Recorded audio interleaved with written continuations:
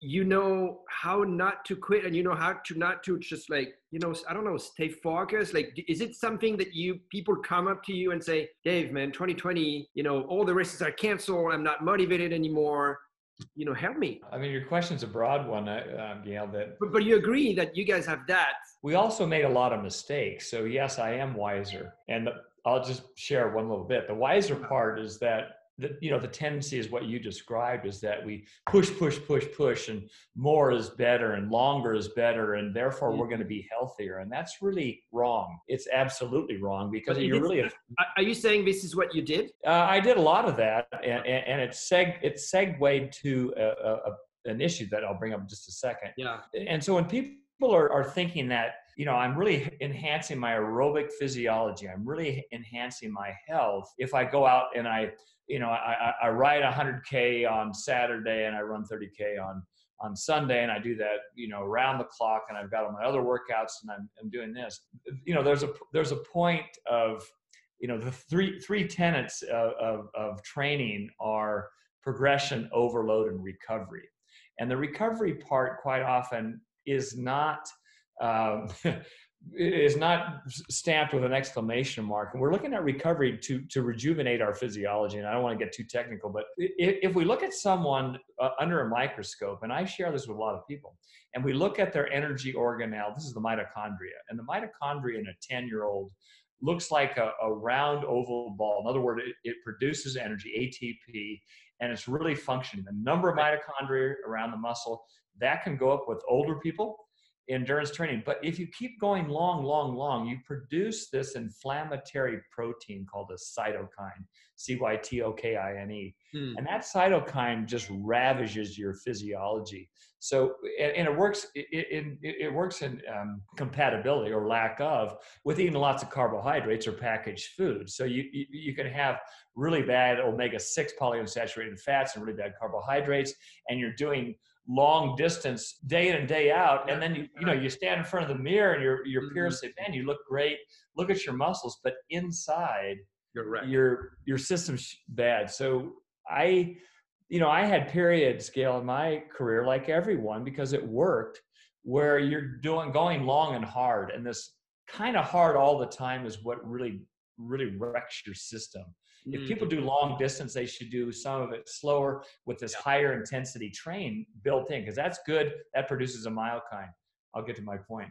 So, I knew this. I was giving just lectures on this. I had slides on it with the prevalence of heart arrhythmias with endurance athletes. And the heart arrhythmias with endurance athletes is outrageous.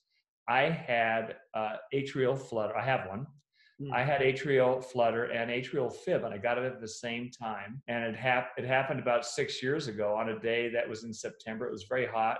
I rode with my partner at the time and a friend. They were quite a bit slower, and I was going back and forth, and I ended up pushing them. But we climbed a lot. We climbed about 2,000 meters that day. And then I came down and I mowed my lawn and I mowed her lawn. And then we went over and swam. And then that night we were sitting down having dinner, and I said, wow, feel my heart. And my heart was crazy. It was over. Anyway, the next day I went into the ER room. I'll get to the point. And they just about fell off their chair. My heart rate was 226 when I walked in. So they said, man, you got a problem. And of course, all the medical doctors, jumped to it. These arrhythmias are huge. And when I was in Kona, I actually spoke at the medical conference for Hoka One 2 years in a row. And they asked me to come back. And at that time, there was a French physician, and I don't remember his name, but he was studying atrial fib. He was giving his talk, and part of it was on that. I brought it up because I had the issue.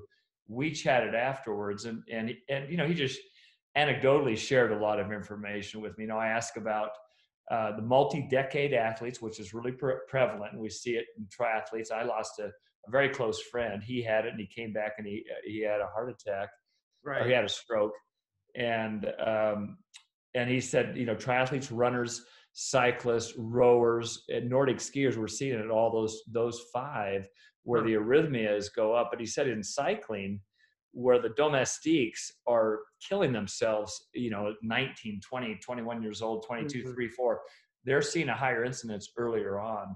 And for that reason. But yeah. But it sounds like, I mean, you're Dev Scott, okay? So you're there. So it happened to you at what, 60s? How old were you? It happened at 60. I'm 66 now. But like a regular guy. 63. I mean, do you tell this to your clients? Absolutely. Okay. Because I've had a number of the people that know of my history, which I just shared with you. Yeah. They know of that, and I've heard many, many, many accounts. I was training really well. Boom, boom, boom. I got heart arrhythmia, and I've heard this over and over again. Or I'm going back in for my second procedure, second heart ablation. I've had two. I was actually scheduled for a third one because I kept having symptoms. It was actually March 4th, and then COVID kind of hit. I have the other day I noticed it, and my son's here in town. I have two boys and a daughter, and I just said, my heart's kind of going haywire. One of the things that you have to do, because I eat this keto diet, very, very low carb, high fat. And so you have to take extra sodium, and I didn't take any that day, and that kind of, upsets your electrical system. Okay. But bottom line, it's a problem. Bottom line, what do you tell your clients who are more stressed this year because of what's happening? Well, that stress is, as you know, it manifests in a lot of ways. If you're not getting good sleep, that's one of the precursors. Oh, I'm fatigued, but I'm a triathlete, and I'm going to go out and pound myself. Yeah. Doesn't matter. You drink a lot of coffee, and here you go, and that can heighten it as well. And then just the stress of life right now, which is COVID has presented that, whether you're able to work, whether you have the social interaction. We all know the conflicting areas where we're just, in isolation and it's just loss in income or whatever it is. I don't need to preach to you. Yeah. But I have told the athletes, and I will tomorrow with my DSTC club, is that, we need this overall objective of maintaining our health. So it doesn't matter what's thrown at us. And I know that sounds kind of fluffy, and I always talk to people, the races are sort of the ultimate test for people that want to race. And it's just the electricity, as you know, being at an event and being around all those like people. And we don't have that, but you have to set up this long-term objective. How can I be healthier? And you start picking apart, I drink too much at night. I don't get enough sleep. I just go around the clock and I never stop. And that's my problem, Gail. I never stop. I'm talking about myself right now. Yeah. And my kids and close friends just say, you're going to kill yourself because your pace is too relentless. It's working in my office where I'm at right now. Do you need to learn anything? All of those boys here? Well, I don't know. I'm kind of slow learners. And my middle kid, Drew, he's 29. He's here with me.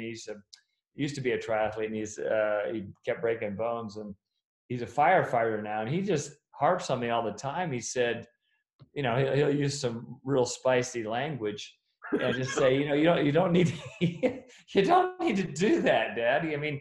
You're knocking yourself out.